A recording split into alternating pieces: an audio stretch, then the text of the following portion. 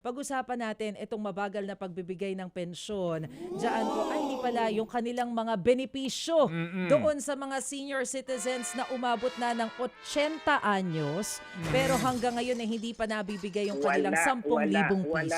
At piso. Oo. bakit kailangan pang umabot ng tanggapan ng Pangulo itong reklamong ito? Nasa linya ngayon si Attorney Ernesto Perez, ang Director General po ng ARTA o Anti-Red Tape Authority. Attorney, magandang umaga po. Magandang umaga, Ted, Maricel, at sa ating mga kababayan na nakikinig at nanonood sa inyong programa. Maraming salamat po. Salamat sa panahon. Sir, sa maikling kwento po Opo. lamang, bakit po umabot pa ng Malacanang ang reklamo ng mga seniors na ito? Please, pakikwento po. Opo, kasi itong ating mga seniors sa isang LGU lang, pagitin na po natin ito sa Quezon City, sangayon po sa kanilang reklamo, kumpleto na po yung kanilang documentation at ito po ay nakapending sa National Commission of Senior Citizens at sinasabi po nila na mahigit isang taon na hindi nila natanggap yung kanilang one-time na cash gift. Sana na kung umabot sila sa edad na 80, 85, 90, 95, dapat meron silang 10,000. Tininan po namin, ang una po natin ginawa na natanggap natin ng reklamo sa mga senior citizens. Tingnan po natin yung citizen starter ng komisyon. At sa ngayon po sa kanilang citizen starter, they have only 15 working days plus 20 minutes to process the application. Pag sila po resident of the Philippines, pag hindi naman po resident abroad, 31 working days plus 20 minutes. Sa ngayon po sa kanilang reklamo, hindi po nangyari ito. Kaya ang ginawa po ng ARTA, tayo po kagad ay nakipag-ugnayan, ni-refer po natin ito sa komisyon.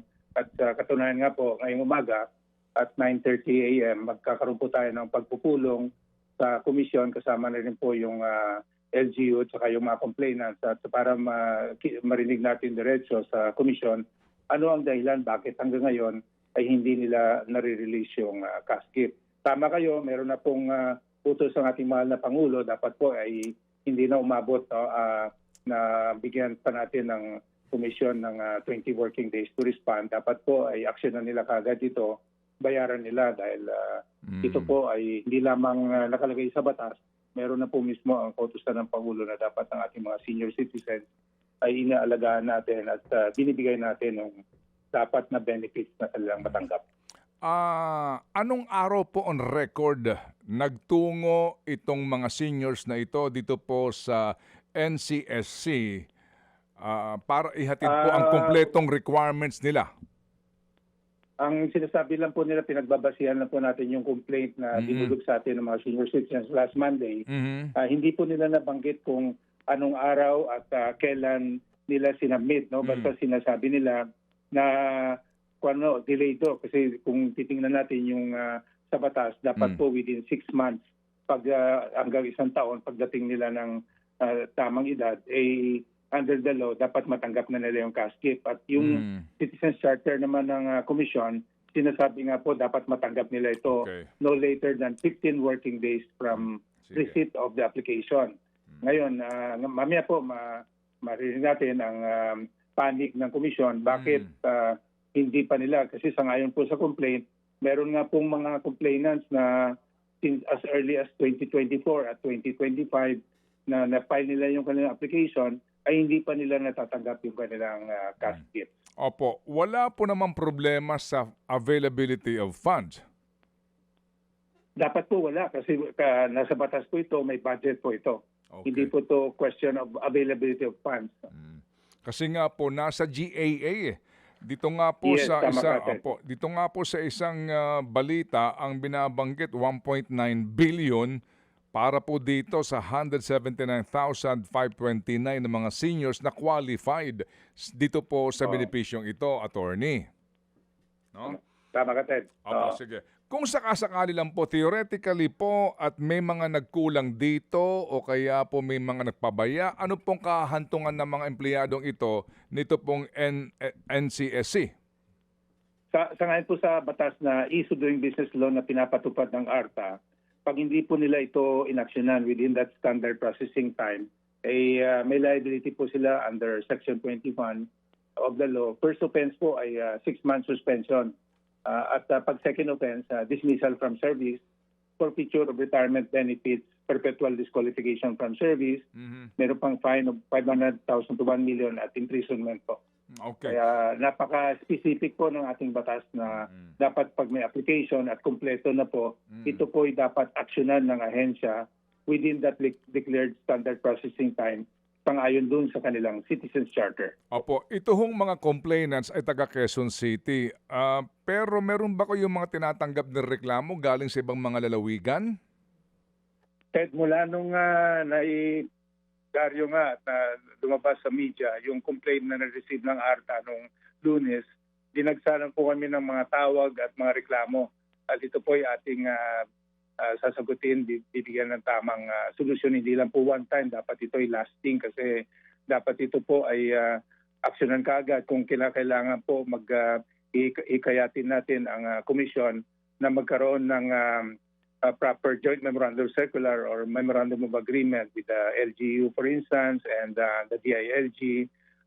Kasi sangayon po dun sa batas, no?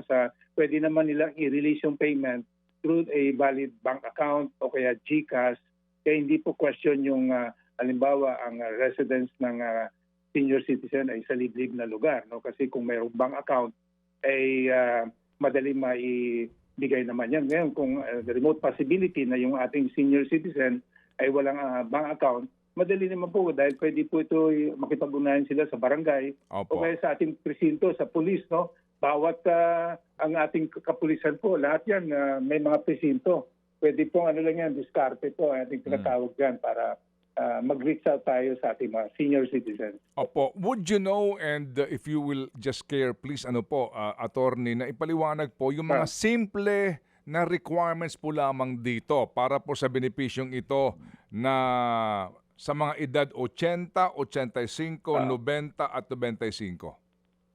Unang-una po, mag-fill up lang sila ng isang form na tinatawag natin na grantee claim.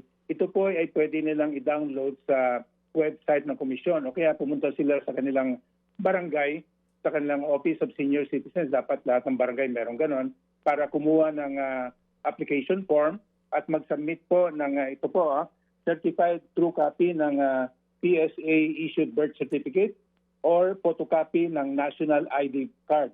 Kung wala po silang national ID card, no, or kaya yung PSA issued birth certificate, pwede po sila mag-submit ng dalawang secondary ID, no, na verified from the original document, pwede ito passport, COMELEC ID, driver's license. Kung wala po talagang ID, kahit na joint certification lang ng disinterested persons from the barangay that will certify na yung nagkiklaim po ay ang edad ay at least 80 years old. Opo. Paano po? Tapos isubmit po nila ito sa Office of Senior Citizens ng LGU o kaya sa barangay.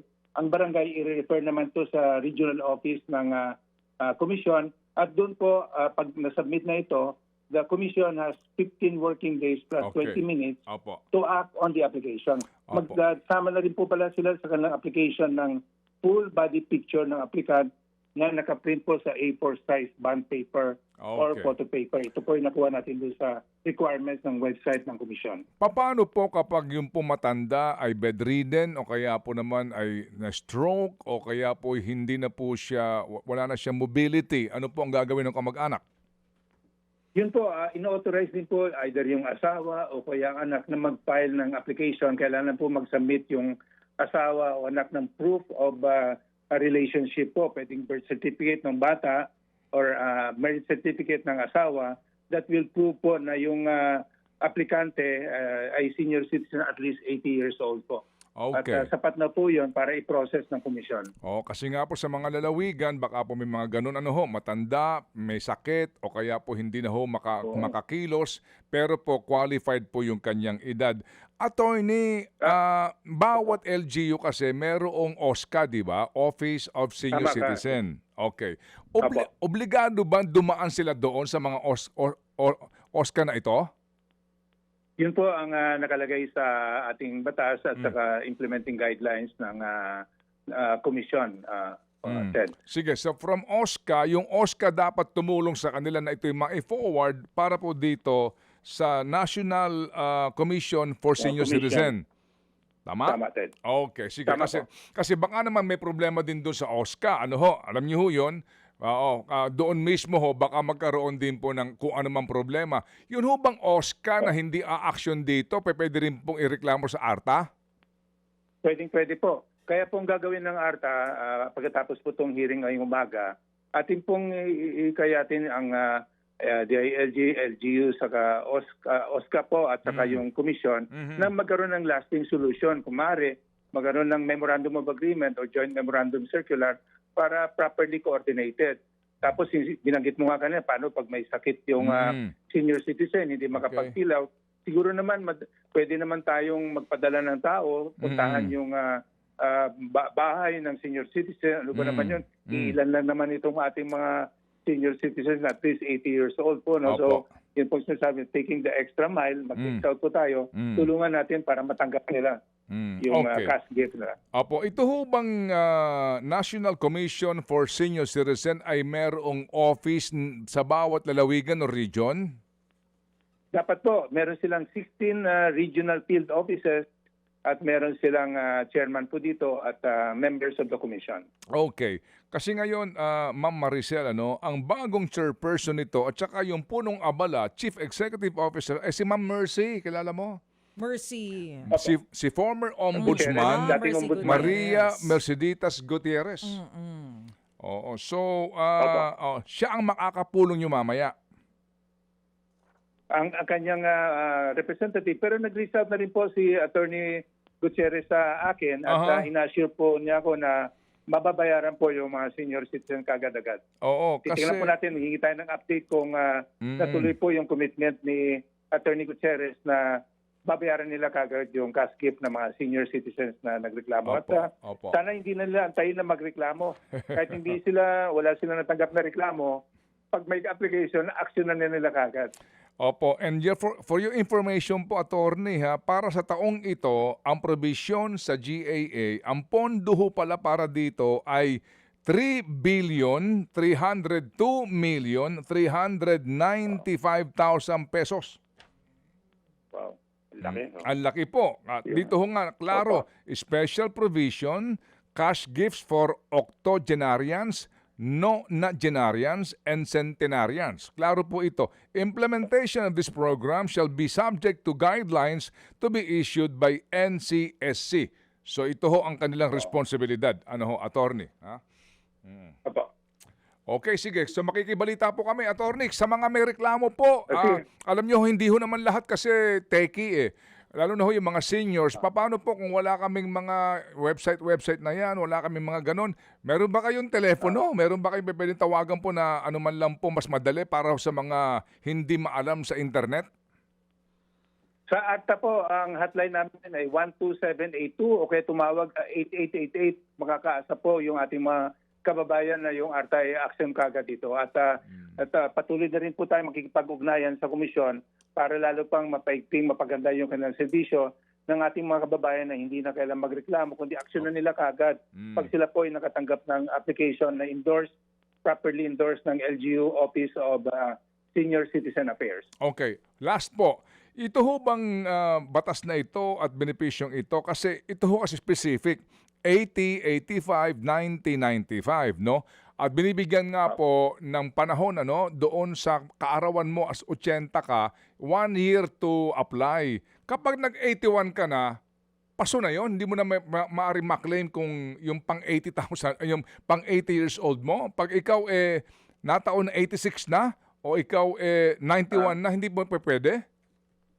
Ako po bilang abogado, hindi po sigurado kung ano. Pero ako, dapat we should interpret it to the benefit of the senior citizens. Kahit na po lumampas na sila doon sa pag-claim from within 6 months to 1 year, kung hindi nakapag-file dahil i-justify anong circumstance, maaaring may sakit o kaya wala dito, dapat ibigay pa rin yun ng komisyon. Dahil ang nagalagay naman doon sa batas, kapag sila po umabot sa edad na at least 80 years old, dapat meron silang cash gift na 10,000.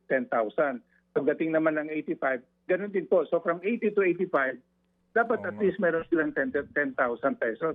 So kung umabot sila ng 81 or even 82, or 83 up to 84, dapat matanggap pa rin nila yung cash gift na 10,000. Oo nga, no? Kumbaga, Basta, basta... At yan po ating hilingin sa komisyon. No? Opo, yun nga po, di ba? Alam nga naman, nag-81 na ako, tapos hindi ko alam itong batas na ito, Oo sa nga. taga-probinsya ako, hindi na ako pwede, maghihintay pa ako ng 4 na taon. No? Oo. The law should always be interpreted in favor of the persons to whom it is Amen. the benefit is entitled to, no, or for Apo. payment. Amen. Amen. Sige po. So, Attorney Ernesto Perez, salamat po sa inyo pong paliwanag at aksyon sa problema ng mga nakatatanda. Mga kapatid, patuloy po kayong tumutok sa 105.9 True FM para sa totoong balita, impormasyon, music and entertainment. Mag-subscribe sa aming YouTube channel at podcast at sundan nyo kami sa Facebook, Instagram, X at TikTok sa True Network PH. Bisitahin din po ang aming official website, truefm.ph. At panoorin din kami sa True TV Signal, Channel 19. Kami po ang 105.9 True FM. Laging true sa'yo, kapatid.